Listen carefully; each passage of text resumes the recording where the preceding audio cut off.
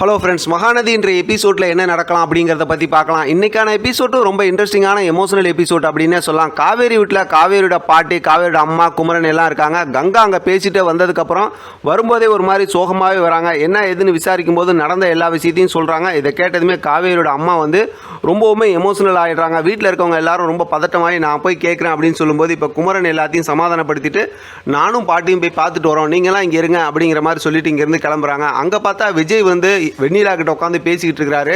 பழைய நாமெல்லாம் வந்துருச்சான்னு சொல்லி அந்த பேப்பர்லாம் வச்சு பேசிகிட்டு இருக்காரு. இப்போ ரெண்டு பாட்டியும் அதே நேரத்தில் குமரனும் பார்த்தா வீட்டுக்குள்ளார நுழையிறாங்க. அதை பார்க்குறாங்க. பார்த்ததுக்கப்புறம் இவங்களுக்கும் ரொம்பவுமே ஒரு மாதிரி இருக்குது. உடனே பார்த்தா போய் பேசிக்கிட்டு இருக்கிறாங்க. பேசிக்கிட்டு இருக்கும்போது பார்த்தா அவருக்கு வெண்ணிலா கிட்ட பேசிகிட்டு இருக்கிறாரு. இதெல்லாம் காவேரிக்கு தெரியுமான்னு பாட்டி வேறு கேட்டுடுறாங்க. இப்போ விஜயால் ஒன்றுமே பேச முடியல. அந்த இடத்துல பார்த்தா தாத்தாவும் வந்துடுறாரு. இப்போ தாத்தா கிட்ட தனியாக பேசணும்னு சொல்லி பாட்டி சொல்கிறாங்க. வெளியில் கூட்டிகிட்டு வந்து குமரன், தாத்தா, பாட்டி 3 பேரும் பேசிகிட்டு இருக்கும்போது இந்த விஷயத்துக்கு ஒரு நல்ல முடிவு நீங்கள் தான் செய்யணும் அப்படிங்கிற மாதிரி தாத்தா கிட்ட சொல்லிடுறாங்க. தாத்தா நான் பார்த்துக்கிறேன், நீங்கள் தைரியமாக கிளம்புங்க அப்படிங்கிற மாதிரி சொல்லிடுறாங்க. அடுத்து நிவின், யமுனாவை காட்டுறாங்க. அவங்க 2 பேர் வீட்டில் இருக்கிறாங்க. இப்போ பார்த்தா குமரன் அவங்க வீட்டுக்கு வராரு. யமுனா கதவை திறந்து வீட்டுக்குள்ளே கூப்பிட்றாங்க. உட்காந்து டீலாம் கொண்டு வராங்க. இப்போ குமரன் பார்த்தோம் அப்படின்னா கொஞ்சம் அப்படியே தயக்கத்தோடு நடந்த எல்லா விஷயத்தையும் இப்போ வீட்டில் இருக்க அதாவது நிவின், யமுனா கிட்ட சொல்கிறாங்க. அவங்களுமே அதை கேட்டுட்டு அப்படியே ரொம்ப பதட்டமாயிடுறாங்க. இங்கே வீட்டில் பார்த்தா காவேரி ரொம்ப யோசனையோடு அவங்க ரூம்குள்ளார் அப்படின்னு தானே இப்படி நடந்துகிட்டு இருக்காங்க.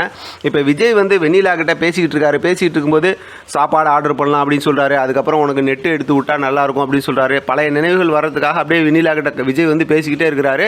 வெண்ணிலாவும் பழைய விஷயங்கள்லாம் அப்படியே யோசிச்சு பார்த்துட்டு இருக்காங்க. அந்த நேரத்தில் காவேரி மாடியிலேருந்து அப்படியே கீழே இறங்கி வராங்க. வரும்போது பார்த்தோம் அப்படின்னா விஜய் வெண்ணிலாவுக்கு கையில் நெட் எடுத்து விட்டுக்கிட்டு இருக்கிறாரு. அதை பார்க்குற காவேரி ரொம்பவுமே எமோஷனலாகி அழுவ ஆரம்பிச்சிடுறாங்க. அந்த நேரத்தில் பின்னாடி கதவு திறந்து வெளியில் வர ராகினி ரொம்ப சந்தோஷப்பட்டு கொண்டாட்டம் பண்ணிக்கிட்டு இருக்கிறாங்க. அப்போ தாத்தாவும் அந்த பக்கத்து இருந்து அதை பார்த்துட்டு இருக்கிறாரு. இங்கே விஜய் பார்த்தோம்னா வெண்ணிலாவோட கையில் நெட் எடுத்து விட்டுருக்காரு. அதோட பார்த்தா எமோஷனலாக இன்றைக்கான எபிசோட் முடிச்சிருக்காங்க.